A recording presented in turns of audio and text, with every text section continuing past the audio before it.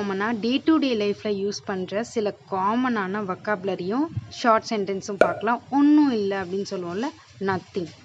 கிட்டத்தட்ட அப்படின்னு சொல்லுவோம்ல, கிட்டத்தட்ட அப்படின்றத ஆல்மோஸ்ட். எப்படியோ அதை நீ பண்ணி தான் ஆகணும் அப்படின்னு சொல்லுவோம்ல, எப்படியோ அப்படின்றத சம்ஹவ். வழக்கம் போல தான் இருந்துச்சு அப்படின்னு சொல்லுவோம்ல, ஆஸ் யூஷுவல்.